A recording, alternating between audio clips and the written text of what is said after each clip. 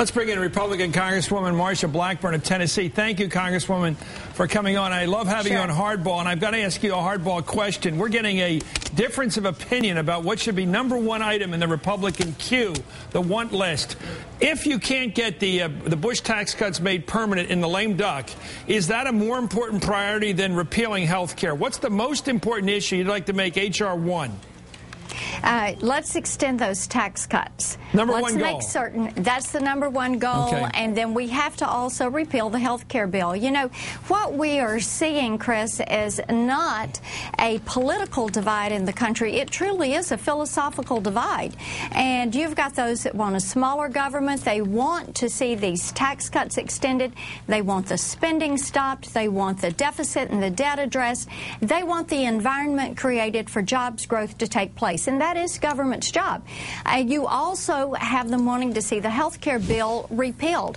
That is a checklist that we need to get to work on day one. Now, on the other side, you do have those who think you ought to grow the size of government and increase taxes and let government run health care and everything else. So I think the philosophical divide is incredibly pronounced in this election cycle. Well, I think you've set it up pretty well, but let me ask you the question. You're going to extend the tax cuts, it'll increase the deficit substantially. What will you offset that with? You're talking about reducing the size of government. What will you get rid of in the government to pay for the tax cuts? Yes, amazing thing. Cut federal spending. Yeah, what? And every year, let me tell you how you do this, and our states have done this very successfully, and we need to learn from them. It's across-the-board spending cuts.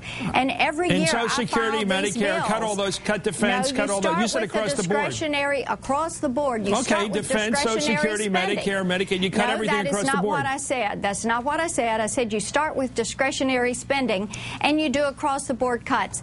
Our Democrat governor in Tennessee did this 8 years ago, and it has been done successfully. They have given us a model to use. Okay, discretionary spending includes defense spending. Would you cut defense across the board as well as domestic spending? No, you do not cut defense. And okay, you don't so it's not really across the board because you've excluded. Now you're playing the game. No Medicare cuts, no Social Security cuts, no Medicaid cuts, no defense cuts. What are you going to cut? Because you've reduced it now to the playing field of about about 8 or 9% of the federal budget you're willing to touch with what you call across-the-board cuts. In other words, nothing across the board, just a careful area. That is step one. Name the programs you're going to cut. You start there. You start with all of your discretionary spending. Name the programs. And you do across-the-board spending cuts. Now, we've been through this before in our states. That's why we read through it before, because we never get there. Name what we're going to cut. And then you have an adult conversation about how to address Medicare and Social Security and the entitlements. It's amazing when you put priorities into budgets. Our states have been very successful with this. May I ask? It works, and that is what we are going to do. You're going to see the leadership go that direction. Make the tax reductions permanent.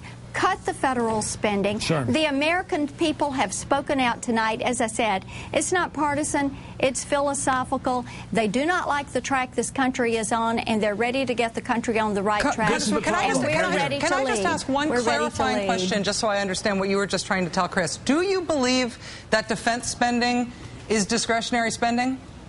No, I think that you have to fund the efforts of the military, and we all know that. What does discretionary mean?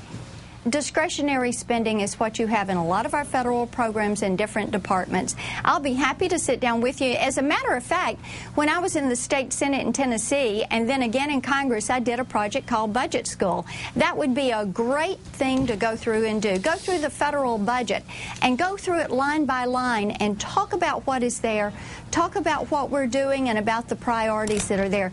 This election cycle, we have seen the American people more informed and more energized and more focused than ever before. It's an opportunity for us to go through an education process of how the federal government works. And I've got to tell you, I think Speaker Boehner, Leader Cantor, and a lot of new individuals that are coming to Congress are ready to take on that task and work with the American people. Congresswoman, I have to interrupt. We're out of time because of the closings at the top of the hour. Thank you kindly, Congresswoman Blackburn of Tennessee.